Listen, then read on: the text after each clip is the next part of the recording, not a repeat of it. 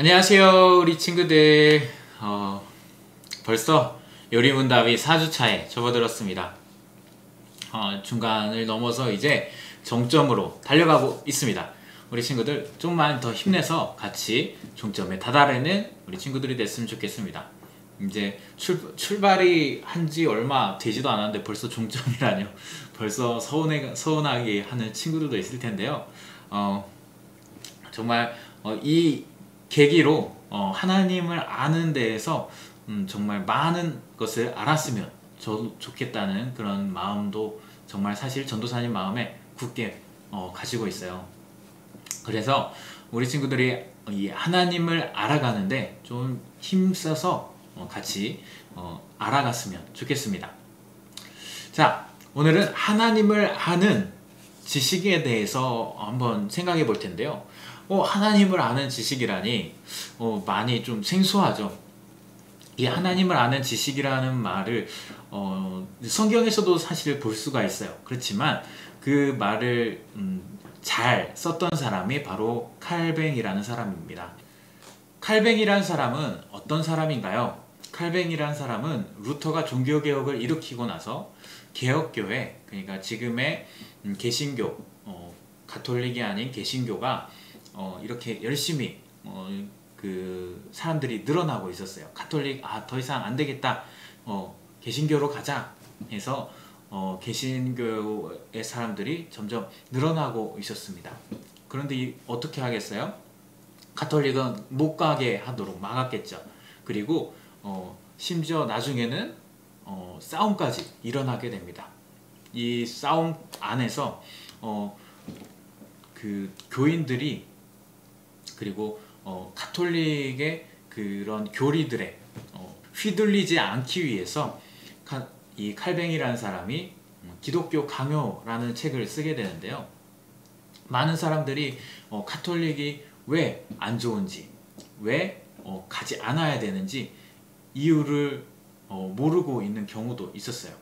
왜냐하면 그 가톨릭의 경우에는 많은 그 돈을 내라고 강요했었고, 그리고 그 성직자들이, 그 당시에 성직자들이 방탕해서 나쁜 짓을 많이 했기 때문이에요.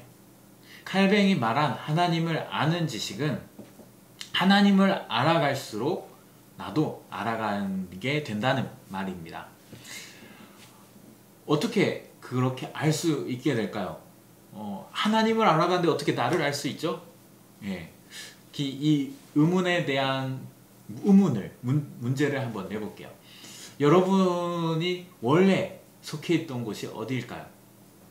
여러분이 원래 있었던 곳이 어디일까요? 엄마의 뱃속일까요? 엄마의 뱃속은 아무것도 없지 않았나요? 원래는? 생명이 태어날 때인가요? 그러면 그 영혼은, 사람 안에 있는 영혼이 있다고 하는데 그 영혼의 어디에서부터 왔나요? 질문을 꼬리에 꼬리를 물게 되면 결국 하나님께 우리가 속해 있다는 것을 알게 됩니다. 이렇게 하나님을 알아갈 때 우리는 우리가 어디에 소속되어 있는 사람인지, 우리가 어떤 사람인지 알아가게 되는 거죠.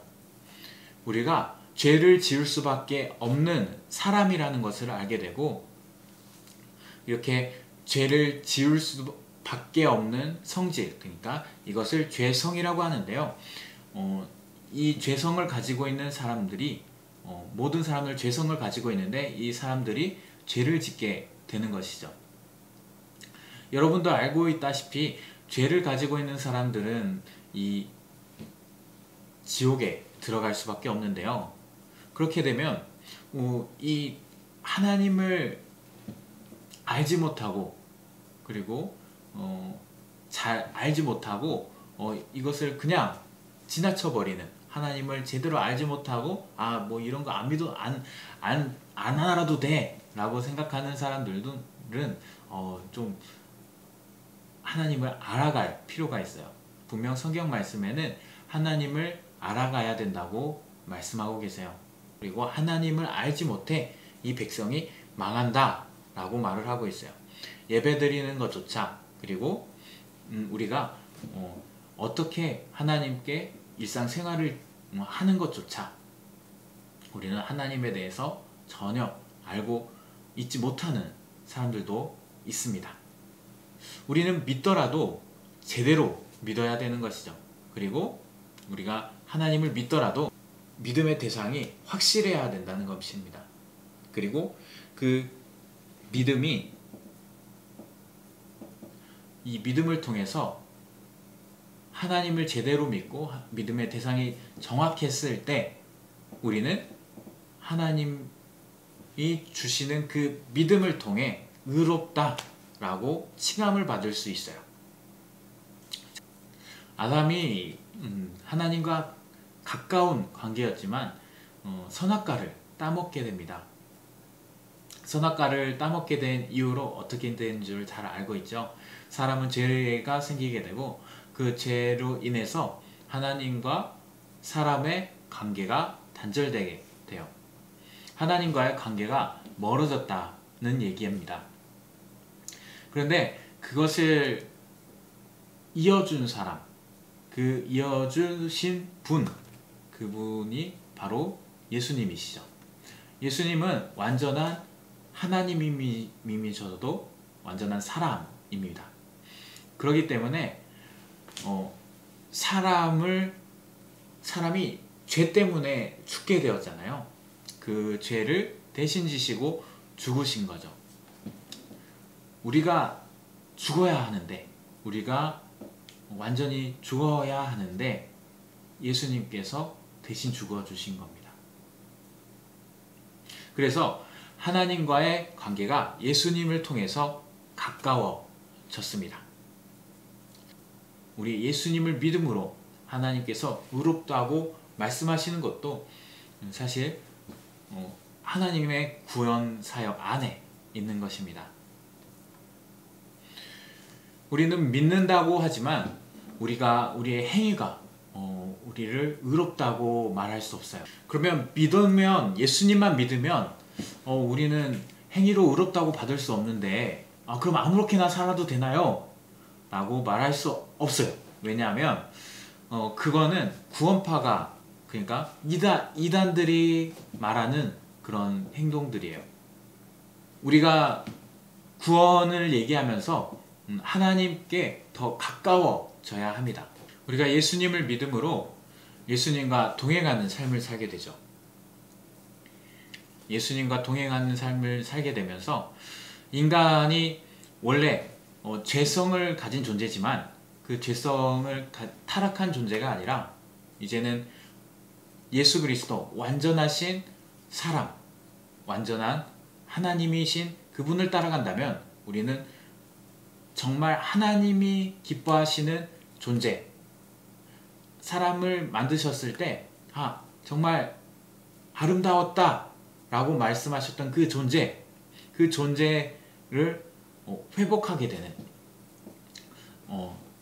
일이 일어나게 됩니다. 바로 예수님을 따라갔을 때 우리는 그 믿음이 있잖아요. 그 믿음으로써 우리는 예수님의 길을 따라가게 되는데요. 예수님의 길을 따라갈 때 우리는 믿음으로 하나님의 말씀을 믿음으로 우리는 선행을 하게 됩니다. 우리를 기뻐하시는 하나님께서 믿음 때문에 기뻐하시는 거죠. 우리가 선행을 해서 기뻐하시는 것이 아니라 우리가 그 하나님의 말씀, 약속을 붙들고 믿어서 그 믿음으로 인해서 우리가 행동을 하기 때문에 기뻐하시는 겁니다. 그 행동 자체가 하나님을 기쁘게 하시는 것이 아닙니다. 그 행동을 통해서 더 좋은 돈을 원하거나 더 좋은 직장을 원하거나 더 좋은 집을 원하는 그런 것이 아닙니다. 하나님께서는 우리가 믿음으로, 예수 그리스도를 믿음으로 우리가 그런 행동을 하게 됐음을 기뻐하시는 것이죠. 우리가 예수 그리스도를 믿음으로 나는 예수를 믿으니까 이렇게 살아가야 해 라고 날마다 믿음의 삶을 살아가는 것을 기뻐한다는 말입니다. 이 하나님께서 기뻐하시는 일에 성령님께서 동행해 주시겠죠. 날마다 살아갈 동안에 우리가 분명 하나님께서 기뻐하시는 일을 할 수 있지만 우리 안에 죄성이 아직 남아있기 때문에 쓰러지고 하나님이 기뻐하시지 못하는 일을 할 수도 있게 됩니다. 그럴 때마다 성령님께서 우리를 도와주시고 우리가 구원에 이룰 수 있도록 하나님께 간절히 기도하길 원합니다. 하나님께 도와주세요 라고 말할 수 있는 우리 친구들이 됐으면 좋겠습니다. 자, 여기서 문제가 나가는데요. 오늘 영상에서 하나님께서 우리에게 구원을 이루시는 그 구원의 사역을 자세하게 설명을 해주세요. 전도사님의 말을 그대로 적는 것이 아니라 여러분이 잘 정리를 해서 여러분이 답글로 잘 적어줬으면 좋겠어요. 오늘 문제는 이것까지고요. 정말 자세히 잘 적어준 친구들에게는 당연히 당첨이 되겠죠. 그러면 오늘은 여기까지 하겠습니다. 기도하겠습니다. 살아계신 아버지 하나님, 감사합니다. 우리를 구원하시기 위해 땅으로 내려오시고 이 땅 가운데 죄된 우리를 위해서 십자가에 죽으시고 다시 살아나셨습니다. 그 예수님을 믿는 사람마다 모두 구원을 받고 그 예수님을 믿으며 날마다 살아갈 때 하나님을 기쁘시게 하는 그 삶을 살아갈 수 있습니다. 우리가 지쳐 쓰러지고 넘어질 때에도 성령의 도우심으로 성령의 도움을 바라며 하나님 도와주세요 라고 밝히 말할 수 있는, 뚜렷하게 말할 수 있는 우리 친구들이 되었으면 좋겠습니다. 항상 주님을 바라면서 주님을 소망하며 살아가는 우리 친구들이 되길 원하며 예수 그리스도의 이름으로 기도드립니다. 아멘.